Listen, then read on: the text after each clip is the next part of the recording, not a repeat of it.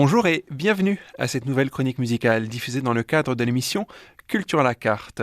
Aujourd'hui, j'ai le plaisir de m'entretenir au téléphone avec Renaud Loranger, directeur artistique du Festival de la Naudière, qui nous parle dans des conditions un peu exceptionnelles, puisqu'il est dans un café depuis New York. Il vient nous parler de la prochaine édition de ce festival qui se déroulera du 7 juillet au 6 août 2023 et dont la programmation a été dévoilée le 16 mars dernier. Bonjour Renaud Loranger et très heureux de vous accueillir pour la première fois à l'émission. Bonjour Justin Bernard.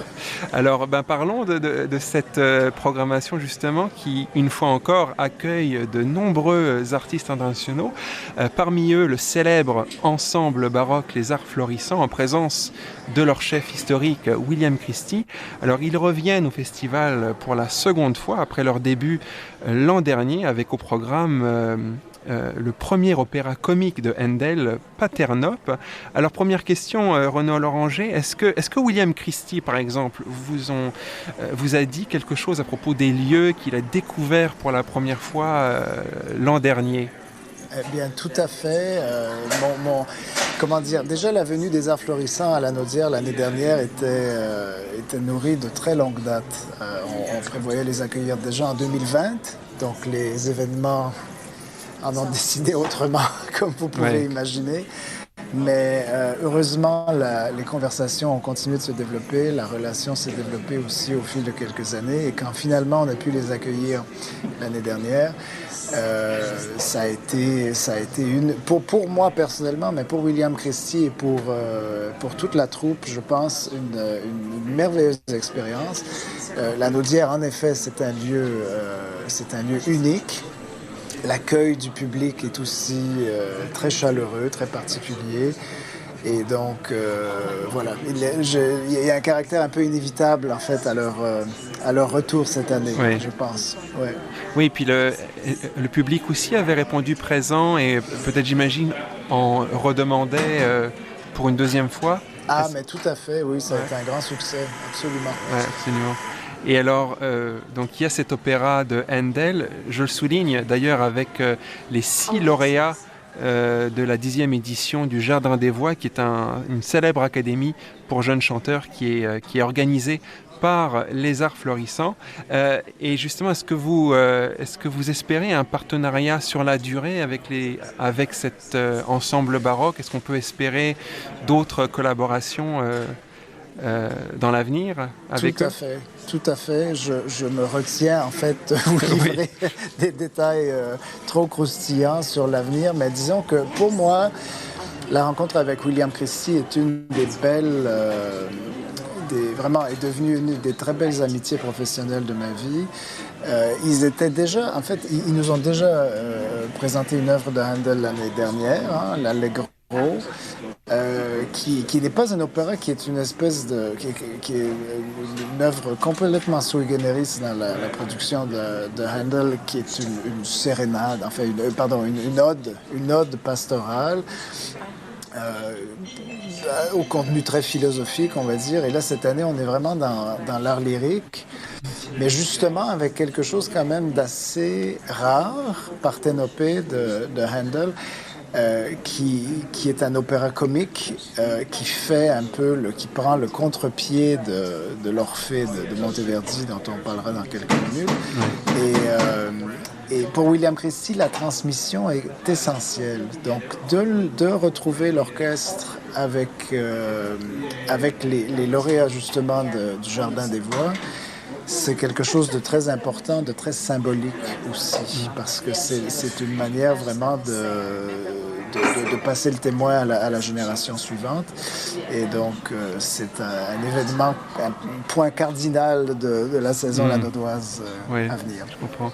Il y a aussi des ensembles du Québec avec l'Orchestre symphonique de Montréal et l'Orchestre métropolitain qui seront aussi présents dans cette programmation, avec l'OSM qui ouvre le festival 2023 avec la 9e de Beethoven le 7 juillet et le lendemain avec le pianiste Denis Kosciuszkin, qui offrira donc son tout premier concert au Canada dans le concerto numéro 2 pour piano de Rachmaninoff.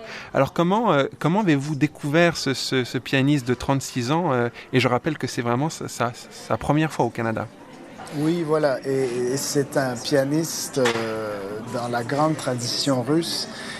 Il me fait souvent penser, je pense souvent à Émile Gilels quand je l'entends, une technique à toute épreuve, évidemment, une virtuosité sans faille, mais aussi une espèce de patte sonore très particulière, très riche, très dense, un son de piano très rare, en fait, comme on en entend assez peu. Et Kosciuszkin, en fait, c'est quelqu'un que je connais depuis déjà un certain nombre d'années parce qu'on travaille ensemble dans mon label, dans ma maison de disques, Pentaton, dans laquelle il est sous contrat. Déjà depuis un certain temps, et puis on avait formé déjà, même chose en fait, c'est amusant de se le rappeler, on avait formé déjà en 2020 le projet de l'accueillir à la Naudière. Et bon, voilà, finalement, oui, c'est après ça. une brève interruption, les choses se concrétisent. Oui, je comprends qu'il y a beaucoup de projets qui avaient été entamés, qui avaient été interrompus à cause de la pandémie. Et là, effectivement, c'est l'occasion d'inviter finalement en terre lanaudoise tous ces artistes internationaux. Alors, il y a aussi le chef argentin, Leonardo Garcia Alarcón, que les Québécois ont pu découvrir avec les Violons du Roi en février, mais là qui sera cette fois aux côtés de son orchestre Capella Mediterranea.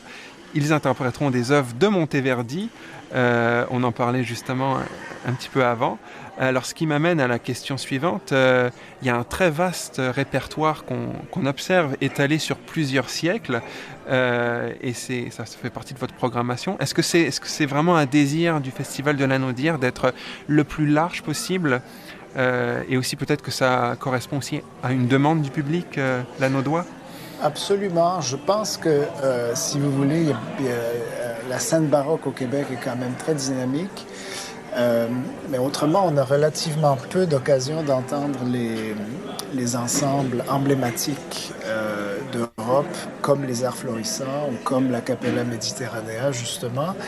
Et Leonardo Garcia Alarcón est connu du public québécois pour avoir dirigé l'OSM, pour avoir dirigé les Violons du Roi aussi à quelques reprises. Mais ce serait la première fois qu'il se produit avec la Capella Mediterranea, donc l'ensemble qu'il a lui-même fondé au Canada. Et l'Orphée de Monteverdi me semblait incontournable. C'est un peu un moment fondateur. C'est peut-être même le moment fondateur du genre lyrique. Et puis, si on regarde ensuite sur l'ensemble de la saison, on est dans une sorte de déclinaison d'Orphée et de ses successeurs, qu'on pense à Berlioz avec la symphonie fantastique, même avec Beethoven et le 9e. Avec Rachmaninoff, évidemment, dont on souligne le 150e anniversaire de naissance, avec les concertos pour piano notamment. Voilà. Oui, je comprends. Et est-ce qu'il y aura d'autres opéras ou alors c'est vraiment, il y avait Orphée qui sera présenté. Il y a, on en parlait tout à l'heure, l'opéra de Handel, Paternopée. Est-ce que vous ferez d'autres opéras ou des extraits d'opéras pour cette programmation? Pas cette année, comme vous voyez, mais en fait, c'est la première fois de l'histoire du festival qu'on présente 2 intégrales d'opéra dans la même saison. Et assurément, je peux, encore une fois, sans dévoiler trop de détails, mais je peux vous dire que la proximité, la richesse de notre relation avec Yannick Nézet-Séguin nous amène évidemment à considérer un alignement avec ces projets à New York, au Metropolitan. Oui. Déjà l'année dernière, on a pu présenter le premier acte de la Valkyrie de Wagner.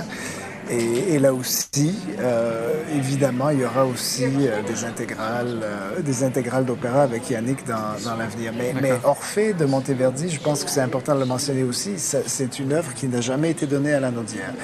Donc, ça participe aussi d'un désir de présenter des œuvres fondamentales du répertoire pour la première fois et de le faire vraiment avec des artistes de tout premier plan. Ouais. Oui, je comprends. Et il y a aussi une autre vocation du Festival de la Naudière qui est de donner la chance à tous ces jeunes musiciens, ces jeunes artistes. Alors il y a quelques concerts, notamment le concert du National Youth Orchestra de New York, un orchestre composé de 110 jeunes, je pense, de 16 à 19 ans. Alors, tout à fait. Parlez-moi un petit peu peut-être de ces quelques concerts, pas simplement, parce que là, encore une fois, ce sont des artistes internationaux, américains, mais peut-être aussi des jeunes québécois qui vont se produire à ce festival-là. C'est une vocation importante pour le Festival de la Naudière? Bien sûr, ça fait partie de la mission aussi. En fait, c'est une forme de symétrie avec les valeurs, par exemple, d'un William Christie, en termes de transmission, en termes d'élargissement, en termes d'opportunités simplement pour les jeunes artistes de vraiment mettre le pied à l'étrier. Vous mentionnez l'Orchestre national des jeunes des États-Unis, qui est un ensemble formé à l'initiative de Carnegie Hall. Et puis on parle en effet, une centaine de jeunes virtuoses triés sur le volet. Mais autrement, la série Hors les murs revient cette année, donc avec quelques concerts dans des lieux inusités un peu partout dans la région. Et là, pour nous, c'est l'occasion justement d'inviter des musiciens de la relève, surtout en fait musiciens de la relève québécoise, canadienne, et puis de leur donner la chance d'intégrer le festival. Je comprends.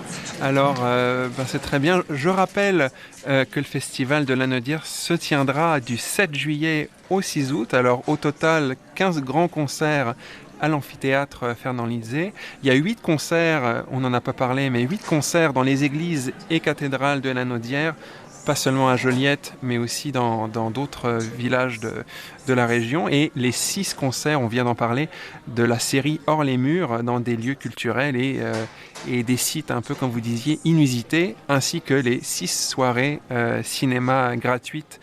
Les mardis, j'imagine que ce sont des soirées aussi très, très populaires, ces 6 soirées cinéma. C'est une manière aussi d'ouvrir le site, en fait, d'ouvrir l'amphithéâtre à un public le plus vaste possible, qui n'est pas nécessairement mélomane, mais qui, dans bien des cas, découvre l'endroit pour la première fois et on en fait le pari, reviens nous voir pour un concert à la faveur de la saison. D'accord. Alors, chers auditeurs, les billets sont déjà disponibles en ligne sur le site web du Festival de la Naudière. Je rappelle le site web lanaudière.org, tout simplement, lanaudière.org.